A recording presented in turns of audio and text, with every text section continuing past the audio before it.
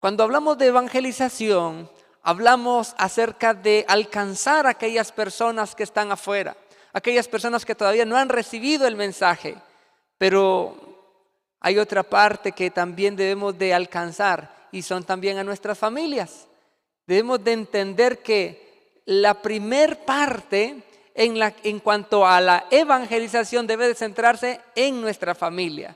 Nuestra familia son nuestros vecinos más cercanos. A ellos nos toca trabajar también en cuanto al tema de evangelización, pero también preparando una familia que pueda recibir a Cristo, pueda convertirse en una familia misionera, porque un evangelista comienza desde la formación que le damos en el hogar. Así que en la primera parte vamos a hacer algunas preguntas, y la primera pregunta que nosotros debemos hacernos es: ¿qué determina la preparación del terreno?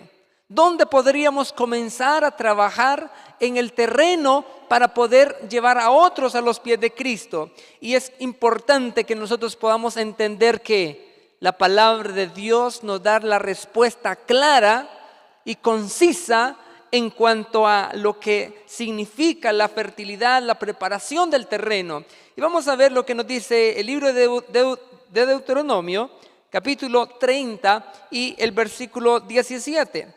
Vayamos al capítulo 30 del libro de Deuteronomio y vean lo que dice específicamente el versículo 17 en cuanto a este punto. Y dice la palabra de Dios: pero si tu corazón se aparta y no obedeces, si te dejas extraviar, te inclinas a dioses ajenos y los sirves.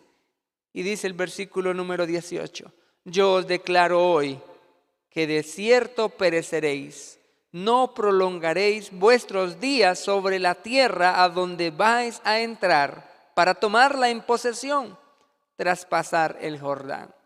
Lo que indica precisamente la palabra de Dios en cuanto a la preparación del terreno es que debemos de enfocarnos específicamente a trabajar nuestro corazón, a poder consagrarnos al Señor. Nuestra mente pueda estar determinada en concentrarse exclusivamente en adorar al Señor, en servir al Señor, porque cuando lo hacemos de esta manera, podemos entender que nuestro corazón, nuestra mente está ocupada en las cosas celestiales, y es lo que determina entonces que realmente el terreno está preparado para que la semilla del Evangelio pueda crecer y pueda dar fruto. En la parte de la siembra, bueno, yo me considero también un campesino y me considero también un sembrador. Esa es mi parte de mi formación en mi niñez. Así que me enseñaron a sembrar, me enseñaron a cultivar, me enseñaron a cosechar, y yo creo que esta debería ser una de nuestras pasiones ahora también. Pero no solamente sembrar en el campo, sino que sembrar buenos conceptos, sembrar verdades, sembrar esperanza en los corazones de muchas personas que ahora mismo se encuentran sedientas. La palabra de Dios se nos ha sido dada para que nosotros podamos explorarla y podamos descubrir en ella las verdades que allí en ella se encuentran escondidas, para que podamos atesorarla en nuestros corazones, y en los días de mayor intensidad, de mayor preocupación, podamos encontrar los frutos, ¿verdad? Esas esperanzas que nos motivan a seguir adelante. En palabras de vida del gran maestro, se escribe allí la escritora y nos dice: debe de cultivarse el jardín del corazón, debe abrirse el terreno por medio de un profundo arrepentimiento del pecado. Deben desarraigarse las satánicas plantas venenosas. Una vez que el terreno ha estado cubierto por las espinas, solo se puede utilizar después de un trabajo diligente. Así también, solo se pueden vencer las malas tentaciones del corazón humano por medio de esfuerzos fervientes en el nombre de Jesús y con su poder. El Señor nos ordena por medio de su profeta: haced barbecho para vosotros y no sembréis sobre espinas.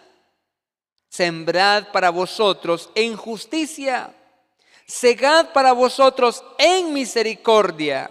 Dios desea hacer en favor nuestro esta obra y se nos pide que cooperemos con Él. Es decir, cuando usted prepara su corazón para poder sembrar las verdades del Evangelio en su mente, usted está entonces siendo también ahora un colaborador con Cristo. Ahora usted se está preparando para que esa verdad que está siendo sembrada en su mente y en su corazón pueda prepararse para dar fruto.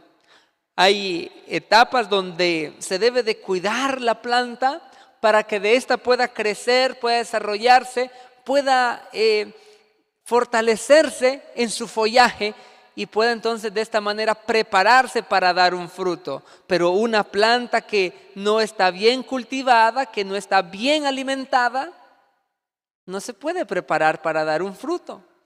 Así también sucede en la vida de aquellos que desean preparar su corazón para que puedan entonces sembrarse esas semillas que puedan germinar, que puedan profundizar, que puedan prepararse para dar fruto. La segunda pregunta que nos podemos hacer en esta noche para poder sembrar con pasión es: ¿cómo podemos ser más efectivos? Es decir, ¿cómo podríamos nosotros preparar entonces esos corazones donde podría ser entonces sembrada esa semilla y que realmente al ser sembrada pueda crecer y pueda dar un fruto y ese fruto pueda servir de satisfacción en nuestra mente, en nuestro corazón? Mira lo que dice la palabra de Dios. Isaías 58, versículo 10, y nos dice: y si dieres tu pan, dice, al hambriento y saciares al alma afligida, en las tinieblas, dice, nacerá tu luz y tu luz será como el mediodía. Cuando nosotros hablamos acerca de cómo podríamos sembrar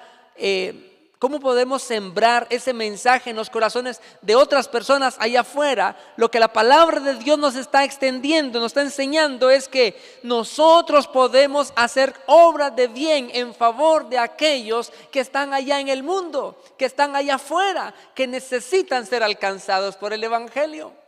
Pero antes de ir allá afuera, antes de poder proyectarnos hacia la comunidad, la pregunta que debemos de hacernos es: ¿qué frutos estoy dando? ¿Será que estoy dando frutos dignos de arrepentimiento?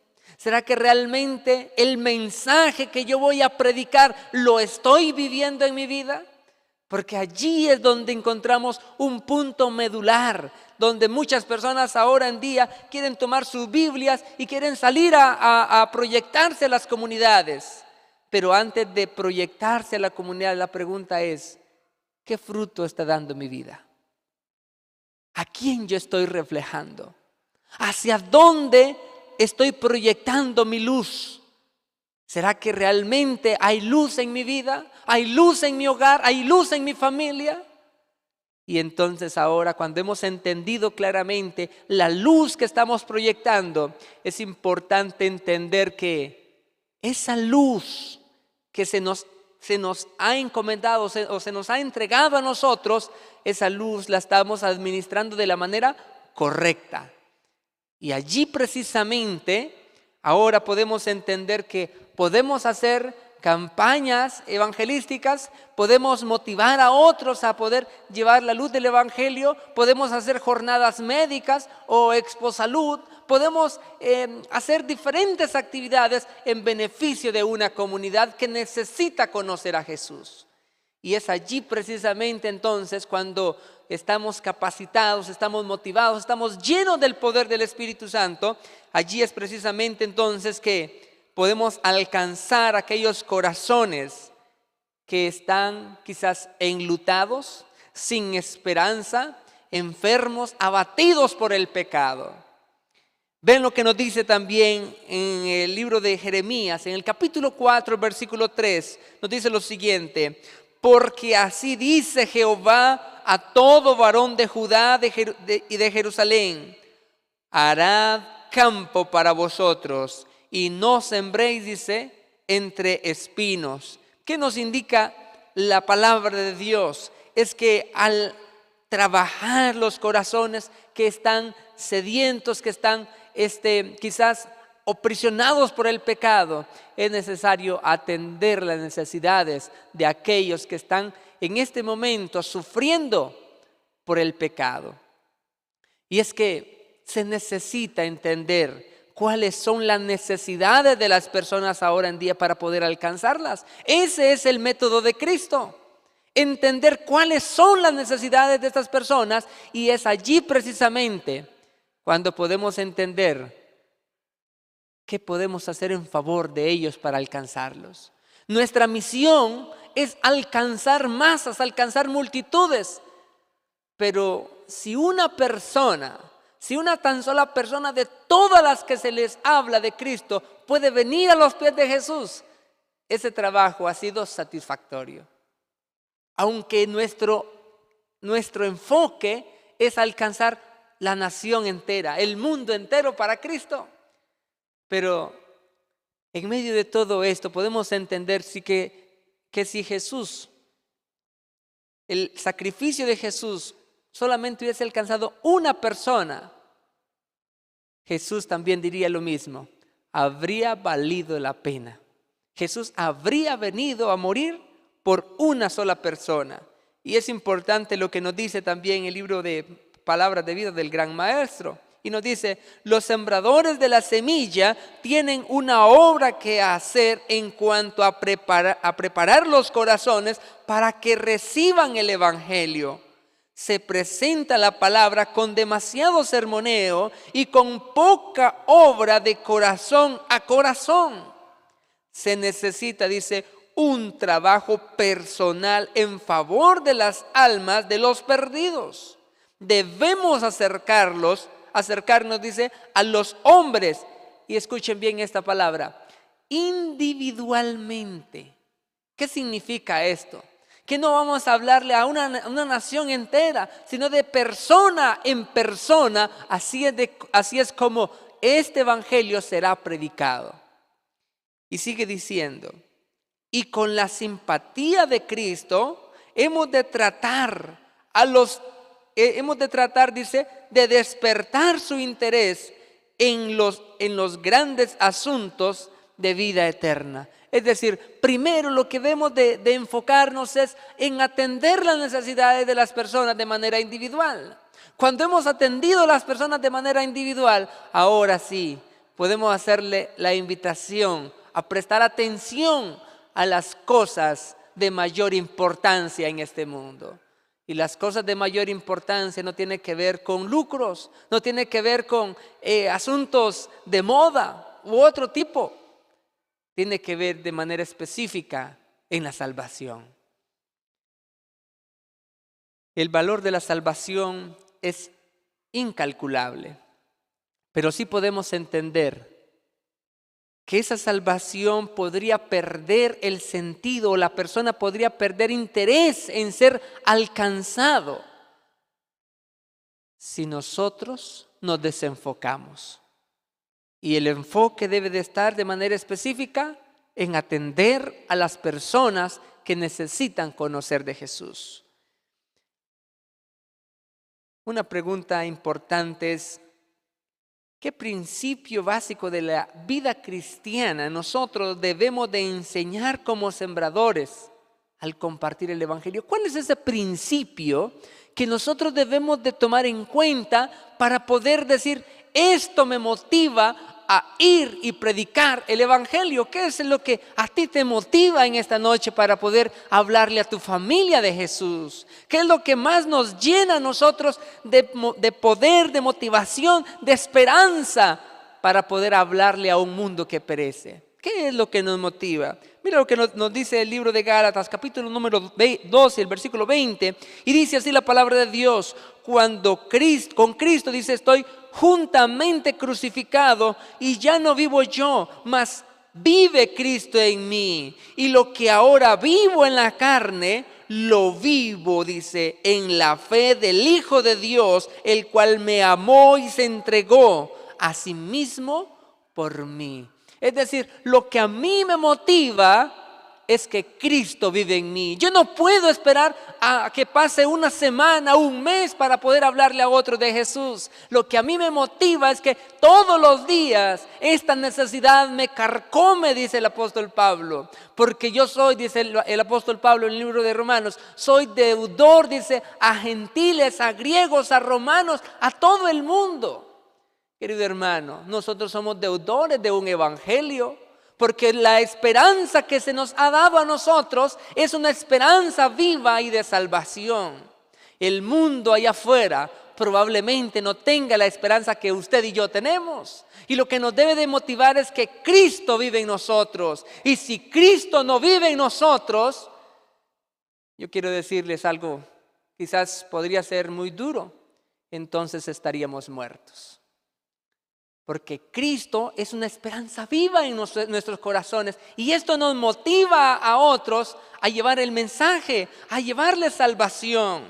Cristo, dice el apóstol Pablo, con Cristo estoy juntamente crucificado. Es decir, no tengo otra opción más valiosa, más importante que hablar a otros del evangelio. Gloriosa enseñanza para nosotros en este mundo. El poder de Jesús, el poder de la cruz nos debe de cautivar, a motivar a otros a seguir a Jesús como nosotros lo hemos hecho. El apóstol Pablo también dice otra cosa muy importante que a mí me llama mucho la atención y dice: sean imitadores de mí como yo lo soy de Cristo. Esto es valioso porque lo que el apóstol Pablo está diciendo es que no vean lo malo que yo estoy haciendo. Vean lo que yo hago porque yo estoy siguiendo a Jesús. Porque al seguir a Jesús estoy siguiendo el ejemplo de Jesús. Esto nos debe de motivar a entender que sin Cristo, esta vida, la vida que hoy tenemos sin Cristo, esta vida no sirve de nada. Esta vida sin Cristo es una vida vacía. Esta vida no tiene sentido y lo que más nos debe de motivar es que juntos como hermanos, como familia, podemos involucrarnos en el cumplimiento de la misión. La misión tiene una recompensa eterna. El cumplimiento de la misión tiene una recompensa que trasciende todo lo terrenal. ¿Qué semillas podríamos sembrar? ¿Cuál es esa semilla del evangelio que ha dado fruto en nuestras vidas? Miremos nuestra vida y ahora preguntémonos, ¿cuáles son todas esas cosas que Dios ha hecho en mi vida? ¿Cuáles son esas cosas que Dios ha transformado en mí, que ha cambiado el pasado y ahora me tiene entonces lleno de poder, lleno de fuerza, lleno de valor para poder hablarle a otros del amor de Jesús? Cuando nosotros entendemos que Dios ha hecho cosas en mi vida, es allí precisamente donde entendemos que tenemos una razón para compartir, tenemos un evangelio que anunciar. Y mira lo que dice la palabra de Dios en el libro de Marcos, en el capítulo número 4. Ahora vamos a leer el versículo 8, y dice: pero otra parte cayó, dice, en buena tierra, dio fruto, pues brotó y creció y produjo, dice, y produjo a 30, a 60 y a 100 por uno. ¡Wow! Esta semilla que cayó en buen terreno, dice que germinó, echó raíces, creció, se expandió y dio fruto al 30, al 60 y al 100%, o al 100 por uno. Es decir, de cada semilla que fue sembrada, esa semilla creció de una manera en la que dio fruto. Yo quiero preguntar, ¿la semilla que cayó en tu vida está creciendo? ¿Está siendo regada? ¿Está siendo cuidada? ¿Está siendo limpiada? O sea, ¿se le está dando mantenimiento? Porque si no se le está dando mantenimiento, no se está abonando, no se está regando, probablemente entonces se quede estática.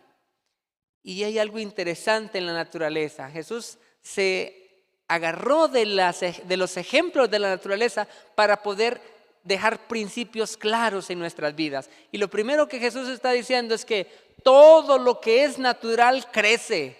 Todo lo que es natural germina, da fruto. Todo lo que es natural es sustentado por el cielo, porque el cielo nos da todo lo que nosotros necesitamos. Y entendamos un valor importante acerca de la vida. ¿Qué pasaría si Dios en aquel momento, cuando creó al ser humano, primero no haría provisión solar? ¿Qué habría sucedido si Dios no hubiese dado agua? ¿Qué habría sucedido si Dios no hubiera dado aire antes de hacer crecer todo ser vivo en toda la faz de la tierra? ¿Qué habría sucedido? No habría vida, ¿sí o no? Lo que nos da a nosotros a entender es que Él es el proveedor. Él es el que se encargará entonces de que esa semilla que cayó en nuestro corazón germine, si es que usted y yo estamos interesados en darle cuidado, en darle mantenimiento. Y miren lo que dice también este mismo libro, Palabras de Vida del Gran Maestro. No siempre ha de chasquearse el sembrador. El Salvador dice de la semilla que cayó en el buen terreno. Este es el que oye y entiende la palabra, y el que lleva fruto y lleva, dice, uno a 100 y otro a 60 y a otro a 30. La que cayó en buena tierra, estos son los que con corazón bueno y recto retienen la palabra oída y llevan fruto en paciencia. Es decir, no están apurados para que la cosecha esté rápido. Cuando nosotros entendemos el proceso que lleva la planta para que crezca, para que germine, es importante que nosotros entendamos que hay un proceso, y ese proceso debe de respetarse, porque si no se respeta, lamentablemente el fruto no va a ser bueno. Y allí precisamente es donde nosotros debemos de entender que esa semilla que cayó en nuestro corazón va a germinar si lo cuidamos, si lo regamos, si le damos mantenimiento. Queridos hermanos, esa semilla que Dios ha sembrado en nuestro corazón debe de dar fruto, porque esto es lo natural en cualquier semilla o en cualquier planta que usted siembre. Usted no siembra algo para no cosechar. Usted siembra algo y espera cosechar. Así sea que tenga que esperar un tiempo prudencial, pero entendiendo que Dios es el que provee todos los nutrientes para que esta planta crezca, se desarrolle y produzca.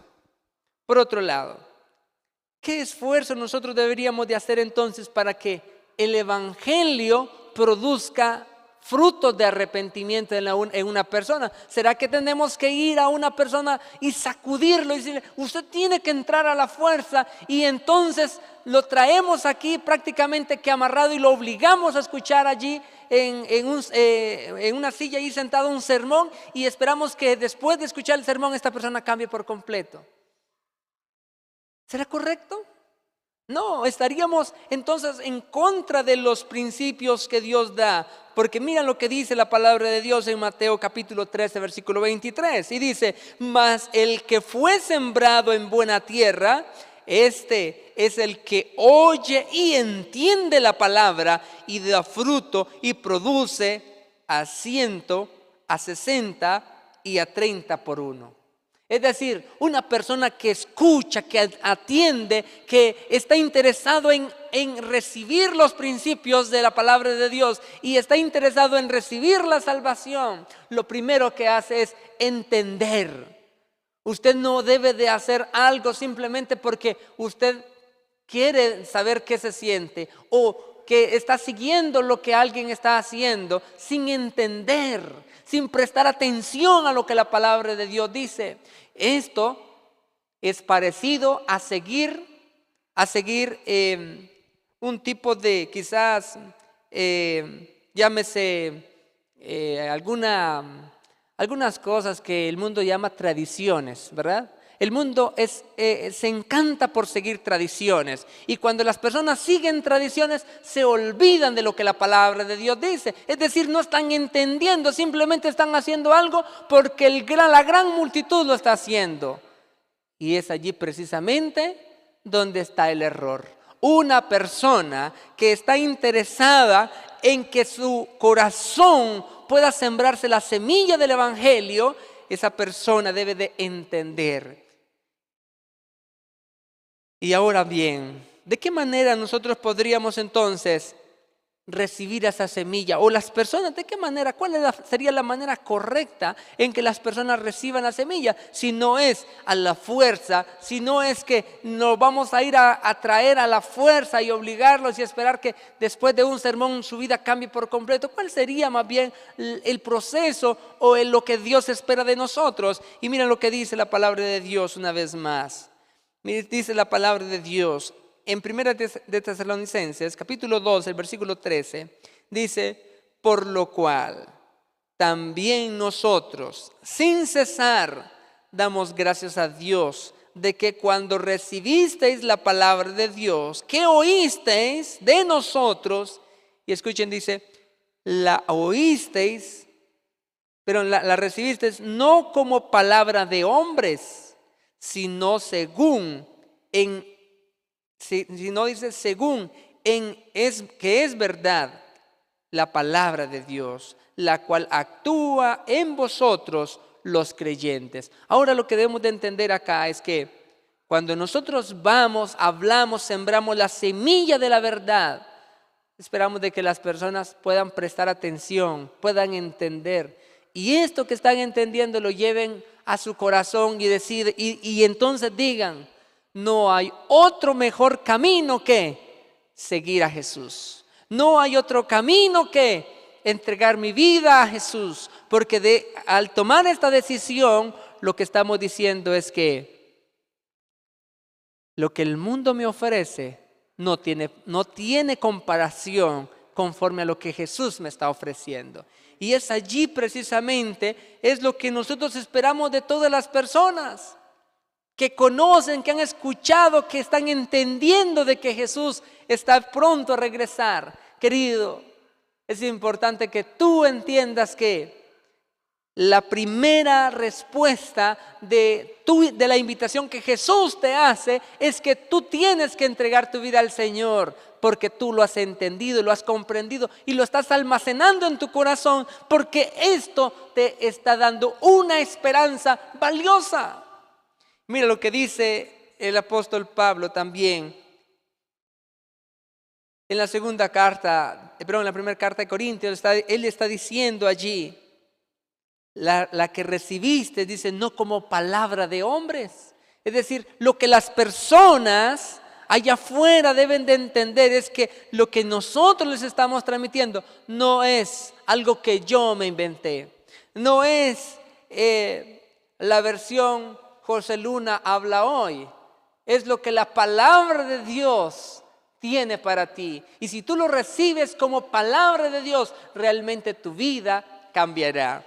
Y mira también lo que dice Palabras de Vida del Gran Maestro. Dice: el oyente que se asemeja al buen terreno recibe la palabra, no como palabra de hombres, sino según lo es, dice, verdaderamente la palabra de Dios.